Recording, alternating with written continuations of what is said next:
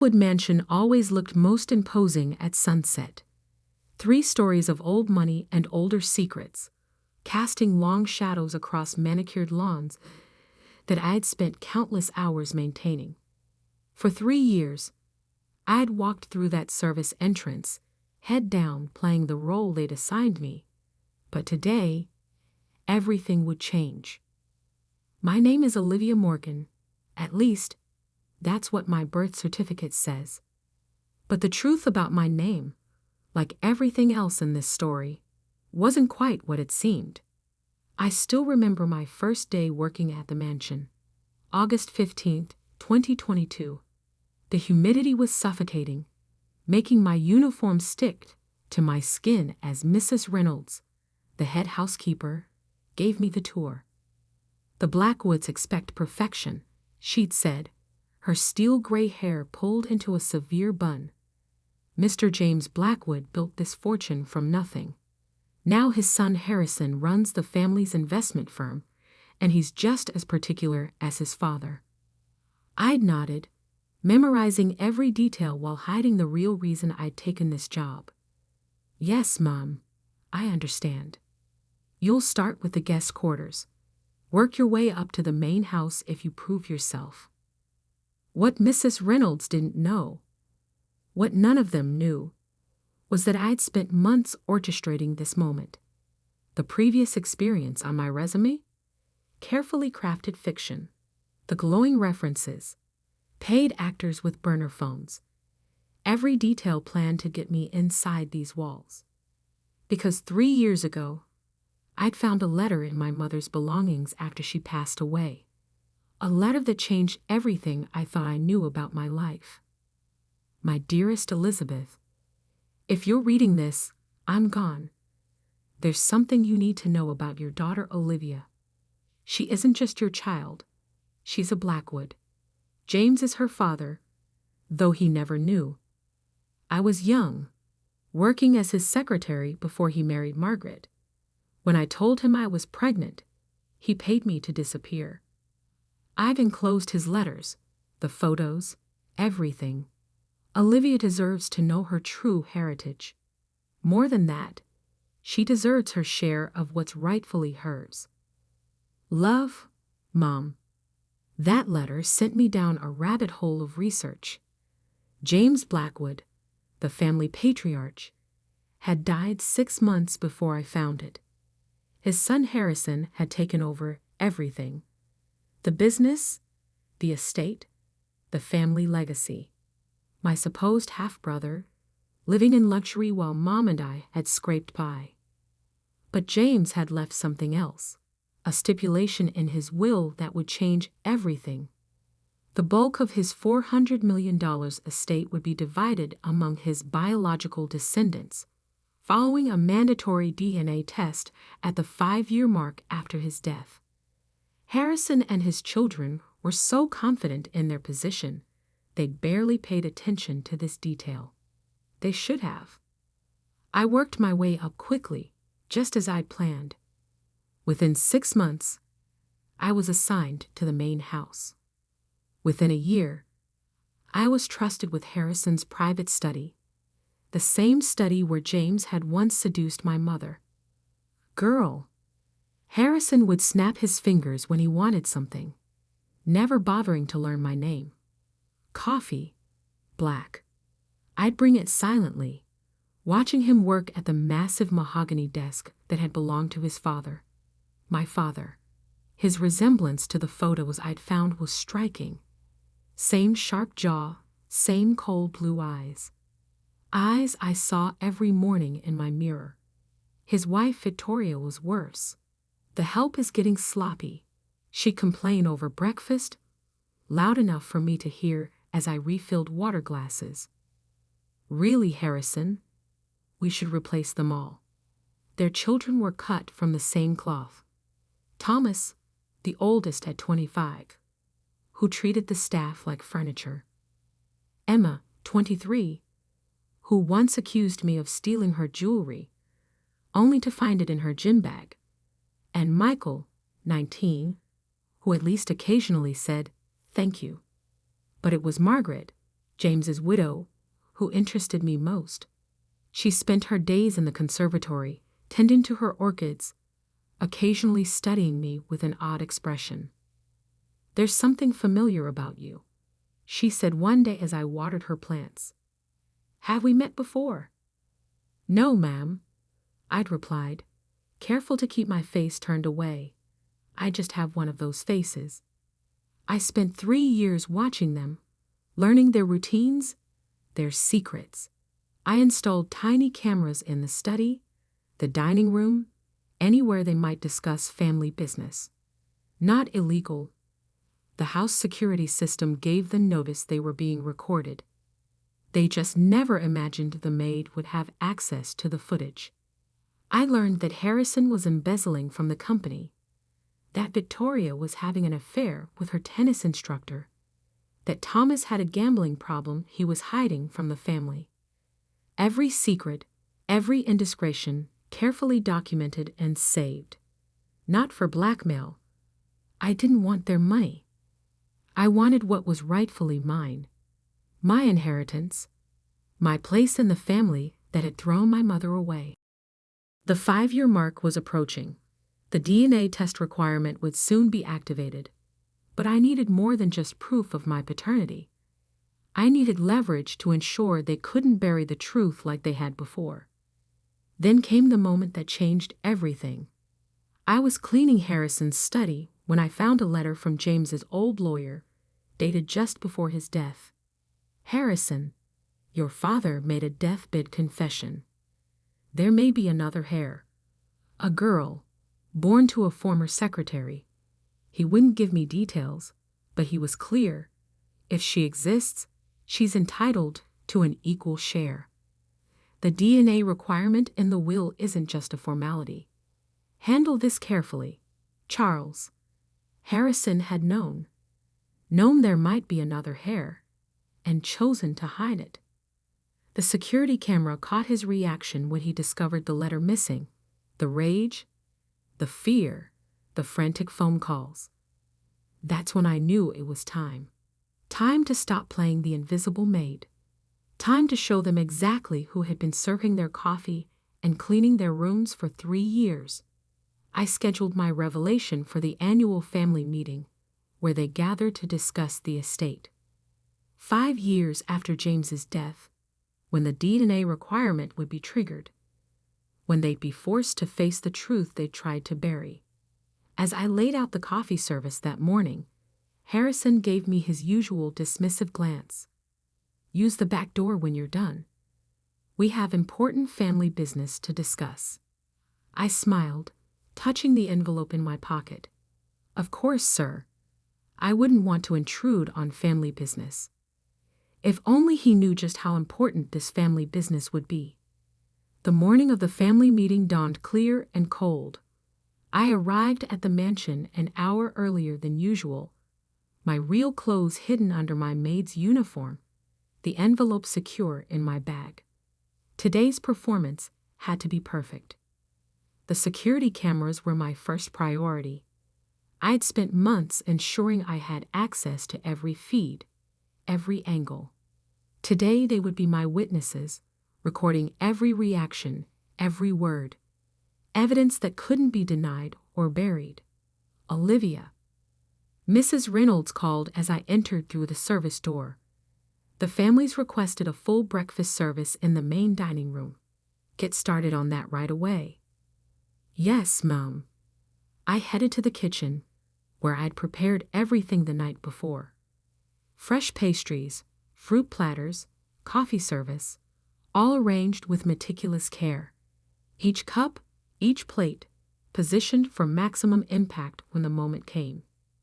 As I worked, I could hear them arriving. Harrison's heavy footsteps in his study, Victoria's heels clicking on marble floors, Thomas shuffling in late, probably nursing a hangover from another night of secret gambling. Emma's voice, shrill with some new complaint. Michael's quiet presence, always in the background. Margaret arrived last, as always. She paused in the dining room doorway, watching me arrange flowers on the table. Those aren't the usual arrangements. No, ma'am, I said, adjusting a white lily. I thought today deserved something special. She studied me with that same puzzled look she'd worn for months. You remind me so much of someone. I just can't place who. If only she knew she was looking at a ghost from her husband's past. The family gathered slowly, taking their usual seats around the massive dining table. Harrison at the head, naturally. Victoria to his right, Margaret to his left. The children arranged by age down the sides, like a royal court-holding audience. I moved silently among them, pouring coffee, offering pastries. Each time I approached Harrison, I noticed him shift slightly away, as if my mere presence might contaminate him. The DNA testing requirement activates today, Harrison announced, scanning some papers. Mere formality, of course. Charles has arranged for the testing to be done next week. Once that's complete, we can finally put this ridiculous clause behind us and proceed with distributing the estate properly. Victoria sipped her coffee. I still don't understand why James insisted on this. Questioning his own grandchildren's legitimacy. Father had become paranoid near the end, Harrison said carefully. I noticed his eyes dart to the letter in front of him, the one warning about another potential heir. Best to humor his wishes and be done with it. I glanced at the ornate clock on the wall. 9:45 a.m. Almost time. Girl, Harrison snapped his fingers at me. More coffee, then see yourself out. We have private matters to discuss. I lifted the coffee pot. Of course, sir. Though perhaps I should stay. This does concern me, after all. The room went silent. Harrison's head snapped up. Excuse me. I set the coffee pot down carefully. The DNA testing. I believe I mentioned in my employment paperwork that my legal name is Olivia Morgan. But that's not my whole name, is it, brother? Victoria's coffee cup clattered against its saucer. Margaret's hand flew to her throat. Harrison's face turned an interesting shade of red. How dare you? He sputtered. Security. Remove this person immediately. I wouldn't, I said calmly, reaching into my bag. Not before you see what's in this envelope, and not before the security cameras record exactly how you handled this family matter. I pulled out my mother's letter first, smoothing it on the table. Perhaps we should start with this.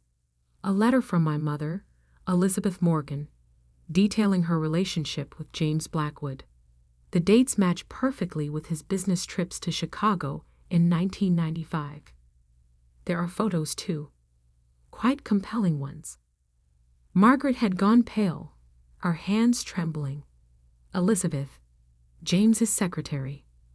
The one who disappeared suddenly. I smiled. Not disappeared. Paid to leave. To keep quiet about the baby she was carrying. Me. Harrison stood so quickly his chair toppled backward. This is absurd. A cheap attempt at extortion. Security. The cameras are recording, Harrison. I reminded him. Every word, every reaction. Just like they've been recording for 3 years. Your private conversations, your phone calls, including the ones about that letter you tried to hide. I produced a copy of the lawyer's letter next. The one warning you about another heir. About father's deathbed confession. You knew I might exist. Chose to hide it. The cameras caught your reaction when you realized it was missing from your study. Thomas was staring at his father. Dad, what's she talking about? Nothing. Harrison roared. This is ridiculous. You expect us to believe some maid is secretly a Blackwood. I reached for my top button, slowly undoing my uniform. Underneath, I wore a crisp business suit, the exact shade of blue Harrison favored. No, I expect the DNA test to prove it. That's why I spent 3 years gathering evidence, watching, waiting, making sure you couldn't bury the truth again. I turned to Margaret, who hadn't taken her eyes off my face. You said I reminded you of someone. Look closer. I have his eyes, don't I? James's eyes. The ones Harrison inherited too. The silence in the room was deafening. Victoria looked like she might faint. Michael was staring at me with a mix of horror and fascination. Emma had her phone out, probably trying to text their lawyers. The DNA test is happening today, I continued. I've already arranged it with the estate lawyers. They're waiting in the East Parlor, and I've made sure every reputable lab in the state has copies of my evidence. No chance of accidents with the samples. Harrison's face had gone from red to white. You can't. Can't what? Claim my rightful inheritance? My place in this family? Strange how quick you are to deny it. Almost like you've known all along that father had another child. I pulled out my final piece of evidence, a recording from Harrison's study, dated just months after James's death. His voice crystal clear. If that girl ever shows up, bury it. I don't care how. The estate is mine. All of it. The security cameras whirred softly, capturing every moment. Every shocked face, every guilty glance. Now then, I said, taking off my maid's uniform completely and draping it over a chair. Shall we discuss how this is going to work? As a family? The DNA test results would arrive in less than an hour. But looking at their faces, I knew they already believed. The truth they tried to hide had been serving them coffee for 3 years. Watching, waiting for this exact moment. And this was just the beginning. The hour waiting for the DNA results felt like an eternity. The Blackwood family sat in stunned silence in the drawing room, each lost in their own thoughts. The only sound was the gentle whir of security cameras, still faithfully recording every moment. Harrison paced by the window, phone pressed to his ear as he argued with the family lawyers. What do you mean you can't stop it? I don't care about the will's requirements. They can't stop it, I interrupted, sitting comfortably in James's old leather chair. I made sure of that. Every reputable lab has my DNA profile. Every piece of evidence is backed up in multiple locations. Even if you somehow corrupted today's test, I just demand another. Victoria dabbed her eyes with an embroidered handkerchief. This is impossible. You can't expect us to believe that your perfect family has a secret. I smiled. Like Thomas's gambling debts? Or your tennis lessons that last 3 hours, but only bill for 1? Thomas choked on his drink. Victoria went pale. Oh yes, I know everything, I continued. 3 years is a long time to watch a family, to learn their secrets. The cameras catch so much, especially when no one thinks the maid is smart enough to access them. Margaret hadn't moved from her chair, her eyes fixed on my face. Elizabeth, she whispered. I remember her now. James was different after she left. Angry. Now I know why. A knock at the door made everyone jump. Charles Weber, the estate lawyer, entered holding an envelope. The results, he said gravely, as required by James Blackwood's will, tested against samples from all potential heirs. Harrison lunged for the envelope, but Charles held it away. As the independent executor, I'll read the results. The room held its breath as he opened the document. The DNA analysis confirms. Charles adjusted his glasses. Olivia Morgan is, with 99.9% certainty, the biological daughter of James Blackwood. The security cameras caught it all. Harrison collapsing into a chair, Victoria's muffled sob, Thomas and Emma exchanging panicked looks. Michael's quiet. I knew she looked familiar. But it was Margaret's reaction that surprised me. She stood slowly, walked across the room, and took my hands in hers. "You have his eyes," she said softly. "I should have seen it sooner. Should have questioned why he changed his will, insisted on the DNA tests. He knew. At the end, he knew about you. The will's terms are clear," Charles continued. "The estate is to be divided equally among all biological descendants of James Blackwood. Given these results, that means a four-way split between Harrison, Olivia, and Harrison's 2 biological children." 2. Victoria's voice cracked. "But we have 3. Michael's DNA," Charles paused delicately, "shows no biological relationship to the Blackwood line." Victoria's face crumpled. Michael stood up, oddly calm. "I've known for years, Mother. Found my original birth certificate when I was 16. Another secret exposed. The cameras recorded Victoria's tears, Harrison's shocked stare, the way the perfect family facade cracked completely. "Well," I said into the silence, "shall we discuss the new arrangement? I have some suggestions about the company's future, particularly regarding those irregular transfers you've been making, Harrison."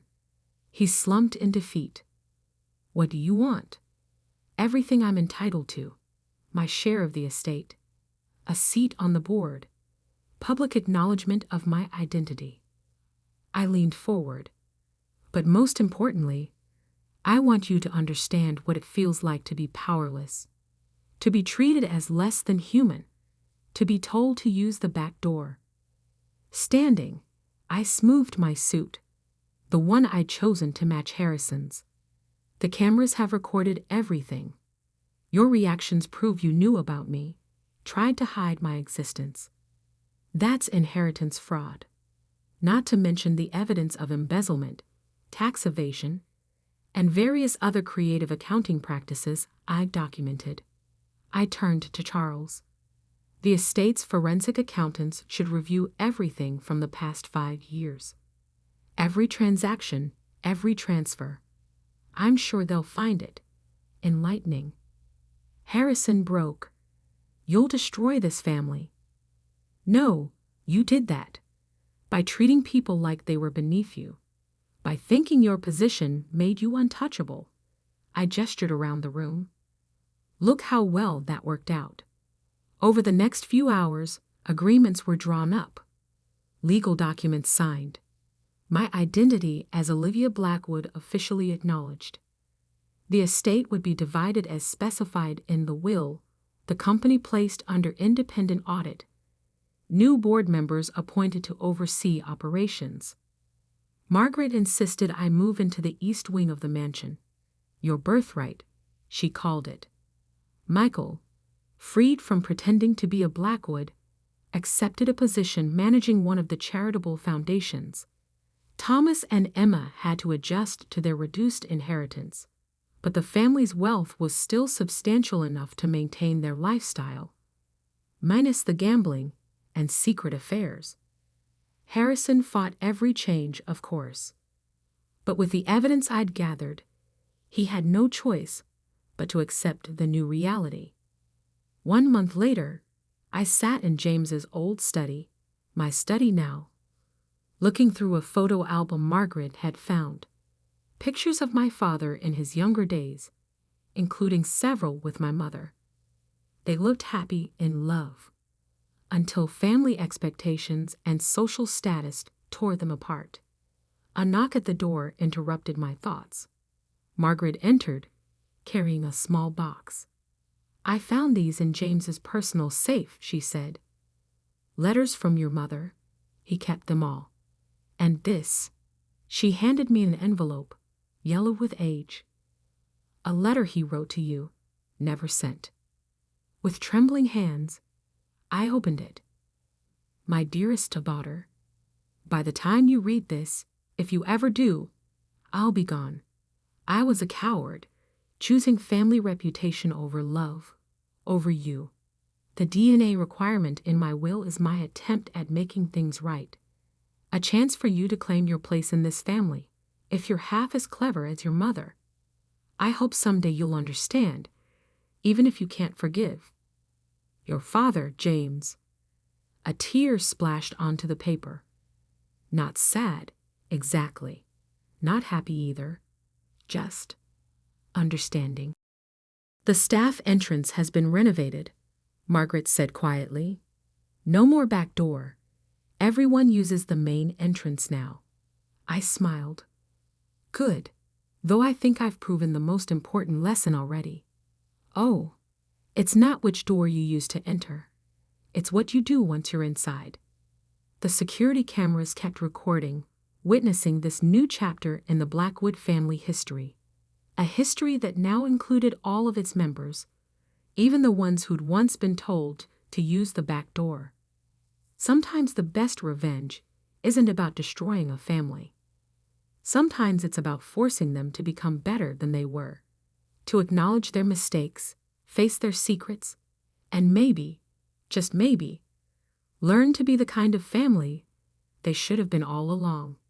As for me, I had claimed my birthright, exposed the truth, and changed the power dynamics forever. But sitting in that study, holding my father's letter, I realized something important. The real victory wasn't in the money or the status. It was in finally belonging. Not as the maid who served coffee, but as Olivia Blackwood, the daughter who came back to claim her place, and in doing so, forced an entire family to confront their own reflection. The cameras could stop recording now.